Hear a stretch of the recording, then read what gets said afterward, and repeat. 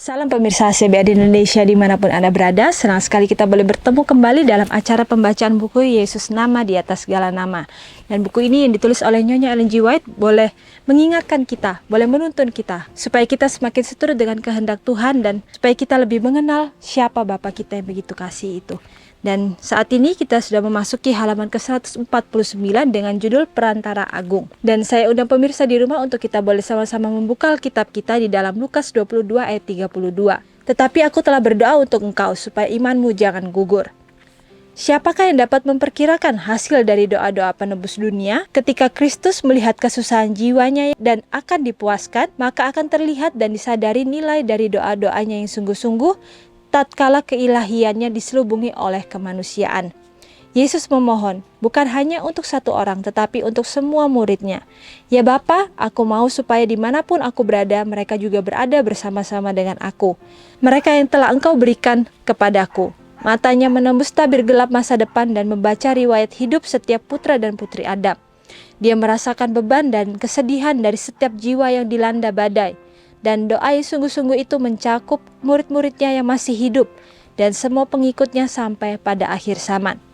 Dan bukan untuk mereka ini saja aku berdoa, tetapi juga untuk orang-orang yang percaya kepadaku oleh pemberitaan mereka.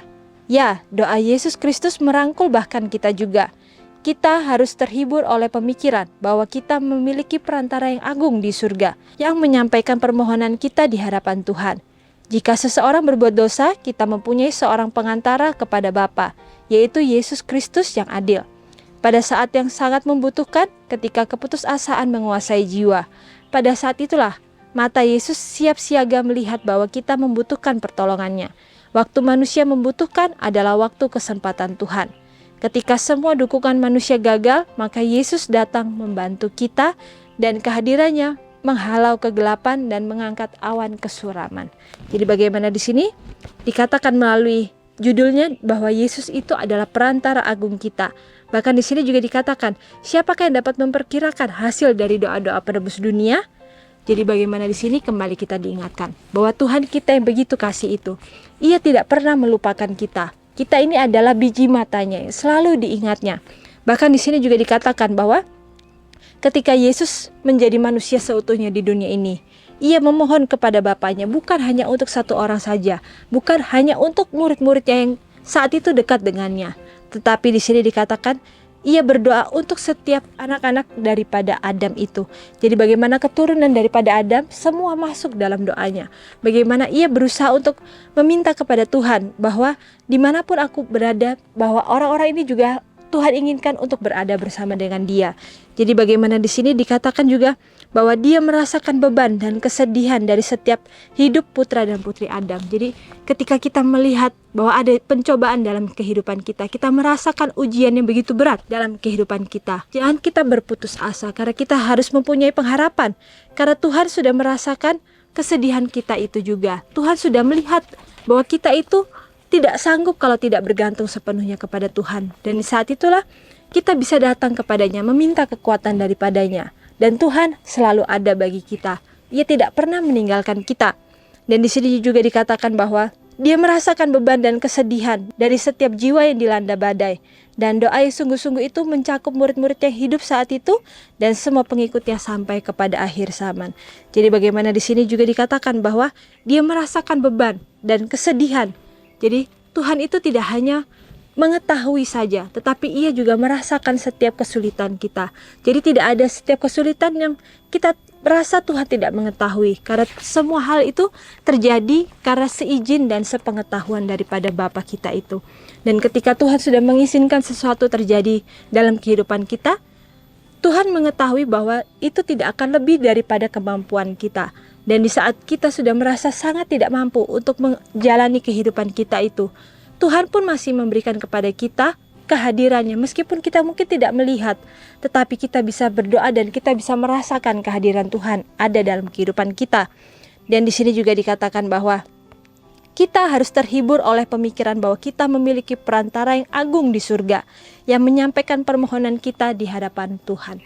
Jadi bagaimana kita tahu bahwa perantara kita yang agung ini tidak pernah tertidur. Ia tidak pernah untuk menutup telinganya untuk sebentar saja. Tetapi Tuhan selalu ada, selalu mendengarkan setiap keluh kesah kita, kapanpun kita membutuhkannya. Dan di saat kita menyampaikan itu kepada Tuhan, Tuhan akan menjawab setiap doa kita. Tetapi yang kita harus ingat, jawaban Tuhan itu tidak selalu secepat apa yang kita inginkan. Tuhan masih bisa memberikan kepada kita jawaban, tetapi tidak langsung saat itu. Mungkin Tuhan masih memberikan kepada kita waktu untuk menjawab doa kita itu nanti. Atau Tuhan mungkin menjawab doa kita itu tidak sesuai dengan apa yang kita inginkan. Dan di saat itulah kita harus berserah sepenuhnya kepada Tuhan, mengimani setiap jawaban yang Tuhan berikan. Karena kita harus sadar bahwa setiap hal yang Tuhan berikan itu adalah yang terbaik. Setiap jawaban itu adalah yang terbaik bagi kita untuk saat ini. Jika seorang berbuat dosa, kita mempunyai seorang perantara kepada Bapa, yaitu Kristus itu sendiri yang adil. Pada saat yang membutuhkan, keputusasaan menguasai jiwa, dikatakan pada saat itulah mata Yesus akan siap siaga melihat bahwa kita membutuhkan pertolongannya. Jadi bagaimana di sini ketika kita menghadapi kesulitan itu, dikatakan sebelum kita memohon pun Tuhan sudah menyiapkan matanya, Tuhan sudah mengetahui bahwa kita itu membutuhkan pertolongannya. Jadi begitu indah firman Tuhan kembali memberitahukan kepada kita bahwa kehidupan kita itu tidak akan dibiarkan begitu saja oleh Dia yang menjadi Bapa kita yang begitu kasih itu. Yesus yang siap siaga melihat bahwa kita membutuhkan pertolongannya. Waktu manusia membutuhkan adalah waktu kesempatan Tuhan. Ketika semua dukungan manusia gagal, maka Yesus datang membantu kita. Dan kehadirannya menghalau kegelapan dan mengangkat awan kesuraman. Jadi bagaimana di sini dikatakan, meskipun mungkin orang-orang tidak bisa membantu kita, tetapi Tuhan kita itu tidak akan kenal lelah untuk berusaha membantu kita. Jadi apakah kita mau menyerahkan sepenuhnya beban kita itu kepada Tuhan dan membiarkan Tuhan yang mengangkut kuknya itu? Di sini adalah bagian kita, apakah kita mau untuk menyerahkan sepenuhnya kepada Tuhan? Ataukah kita masih merasa diri kita itu mampu menahan sebagian daripada beban kita itu? Karena kita merasa Tuhan itu cukup segitu saja membantu kita dan sisanya adalah kita yang melakukan usaha kita. Tetapi di sini kembali kita diingatkan bahwa hendaklah kita berserah atau bergantung sepenuhnya kepada Tuhan. Jangan kita bergantung setengah-setengah kepada Tuhan. Dan di sini juga dikatakan dalam perahu kecil mereka di atas laut Galilea, di tengah badai dan kegelapan, para murid bekerja keras untuk mencapai tepian. Tetapi semua usaha mereka tidak akan berhasil. Saat keputusasaan mencengkeram mereka, Yesus terlihat berjalan di atas ombak yang tertutup buih. Bahkan kehadiran Kristus pada awalnya tidak mereka sadari.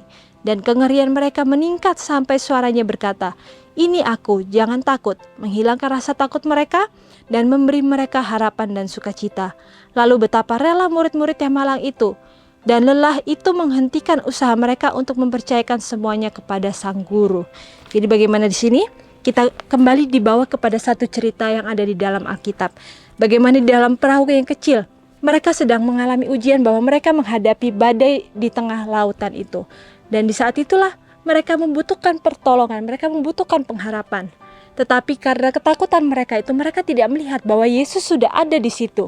Bahkan ketika mereka melihat Yesus sudah ada di sana, mereka malah menganggap Yesus itu sebagai setan atau menjadi suatu hal yang menakutkan mereka. Sampai di sini dikatakan mereka mendengar suaranya yang begitu lemah lembut itu, yang mengatakan, "Ini aku, jangan takut." Dan di saat mereka mendengar suara daripada gembalanya itu, di saat itulah mereka akhirnya mempunyai pengharapan, mempunyai sukacita, karena mereka tahu Sang Pelepas itu sudah datang bagi mereka. Jadi apakah itu juga menjadi bagian daripada kita ketika kita menghadapi badai pencobaan dalam kehidupan kita? Apakah kita sering melihat kepada ketakutan itu, lalu kita tidak menyadari bahwa kehadiran Tuhan itu sudah ada dalam kehidupan kita? Dan ketika kita sudah menyadari kehadiran Tuhan itu, kita harusnya merasa bahwa seluruhnya kehidupan kita itu akhirnya mempunyai pengharapan. Kita tidak perlu takut lagi, tidak perlu khawatir lagi, karena Tuhan sudah datang dalam kehidupan kita. Kejadian yang mencolok ini menggambarkan pengalaman para pengikut Kristus. Seberapa sering kita menarik dayung seolah-olah kekuatan dan kebijaksanaan kita sendiri sudah cukup, sampai kita menemukan kenyataan bahwa usaha kita sia-sia. Penebus kita yang berbelas kasihan peduli atas kelemahan kita. Dan ketika sebagai jawaban atas seruan iman, Dia melakukan pekerjaan yang kita minta Dia lakukan. Betapa mudahnya Dia menyelesaikan apa yang tampaknya begitu sulit bagi kita. Tertulis dalam buku Testimonies for the Church, volume 4, halaman 529 dan 530. Jadi bagaimana di sini dikatakan dengan jelas bahwa kejadian yang mencolok ini menggambarkan pengalaman dari para pengikut Kristus. Seringkali kita berasa bahwa kita itu mampu. Di sini dikatakan seberapa sering kita menarik dayung seolah-olah kekuatan dan kebijaksanaan kita sendiri sudah cukup, sampai kita menemukan kenyataan bahwa usaha kita sia-sia. Jadi firman Tuhan pun kembali mengingatkan kepada kita, janganlah kita merasa diri kita itu mampu melewati setiap ujian, melewati setiap kesusahan yang terjadi dalam kehidupan kita. Kita merasa dengan kekuatan kita, dengan kepandaian kita, dengan talenta, bahkan uang kita bisa melewati setiap hal itu. Tapi kita lupa memohon kepada Tuhan tuntunan untuk melewati setiap ujian-ujian itu. Jadi kembali kita diingatkan bahwa ketika kita mau menjalani setiap kehidupan itu dengan damai, hendaklah kita berserah sepenuhnya hanya kepada Tuhan.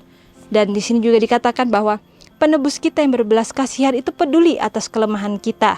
Tetapi seringkali kita merasa kita itu adalah manusia-manusia yang kuat, yang tidak membutuhkan Tuhan. Dan ketika sebagai jawaban atas seruan iman, dia melakukan pekerjaan yang kita minta dia lakukan. Dan betapa mudahnya dia menyelesaikan sesuatu yang tampaknya begitu sulit bagi kita. Jadi bagaimana di sini? Kita tahu bahwa Tuhan kita itu adalah Tuhan yang sangat besar. Dia mampu untuk menyelesaikan suatu hal yang mungkin tidak bisa kita bayangkan jalan keluarnya. Tetapi tidak ada yang mustahil di mata Tuhan. Semuanya sangat mudah di mata Dia. Dan di sini juga dikatakan bahwa renungkan lebih dalam. Apakah yang engkau perlu Yesus doakan hari ini untuk kepentinganmu? Jadi ini biarlah kita jawab masing-masing, pribadi lepas pribadi.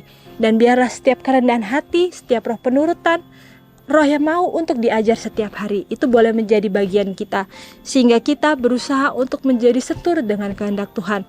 Berusaha untuk memperbaiki diri kita. Melihat bahwa kita ini adalah manusia yang tidak ada apa-apanya kalau kita tidak bergantung sepenuhnya kepada Tuhan.